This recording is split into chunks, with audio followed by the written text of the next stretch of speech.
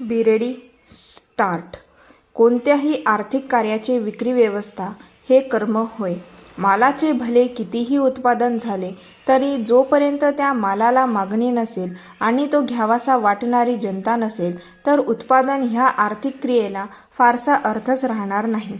पारंपरिक अर्थतज्ज्ञांच्या मते बाह्य हस्तक्षेप नसेल तर मागणी आणि पुरवठ्याचा नियम अशा प्रकारे बाजारपेठेत कार्य करतो की उत्पादनाचे मागणीशी आपोआपच संतुलन होते.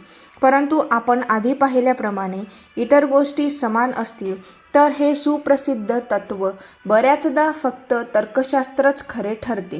प्रत्यक्ष व्यवहारात उत्पादन वितरणात्मक प्रक्रिया ज्यांच्या नियंत्रणाखाली असतात ते अधिकाधिक नफा झटपट कसा होईल यासाठी धडपडतात. त्या उद्दिष्टांनी मागणी आणि पुरवठा बऱ्याचदा कृत्रिमरित्या नियंत्रित व कमी केला जातो. परिणामी न्याय आणि मागणी पुरवठ्यातील नियम हे सारे विसरले जातात. परिच्छेद. प्रत्यक्ष व्यवहारात आर्थिक घडामोडी काही लालची लोकांचा खेळ बनतो आणि त्या व्यापारी तत्त्वांच्या गोंडस नावाखाली त्या खेळाचे समर्थनही केले जाते.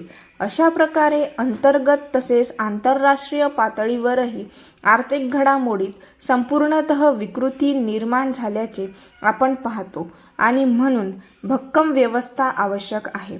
ती अशी पाहिजे की वितरणात्मक सेवा पुरविण्यात आपले श्रम व शक्ती पुरविणाऱ्यांना तर योग्य मेहनतामा मिळावा, परंतु त्याचबरोबर ग्राहकांना रास्त किंमत मिळावी. त्याचबरोबर वितरण संघटनेने देशभर पसरलेल्या असंघटित स्वयंरोजगारी खाजगी क्षेत्रात उत्पादित होणाऱ्या सर्व मालाच्या व सेवांच्या वितरणाची हमी घेतली पाहिजे.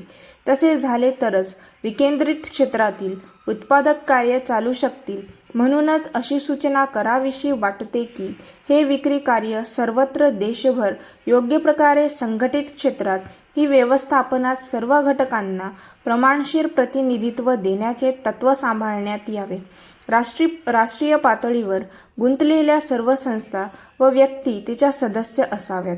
उत्पादक क्षेत्रामध्ये ज्याप्रमाणे वित्तीय संस्थांमार्फत नियुक्त केलेले लोकप्रतिनिधी असावेत असे म्हटले, त्याचप्रमाणे या राष्ट्रीय पातळीवर शिखर संस्थेवर वित्त संस्थांमार्फत या संस्थांचे लोकप्रतिनिधी असतील. परिच्छेद. राष्ट्रीय विक्रीय संघटनेच्या कार्यकारिणीमध्ये संघटित क्षेत्रातील कर्मचाऱ्यांचे तसेच उत्पादकांचेही प्रतिनिधी असतील.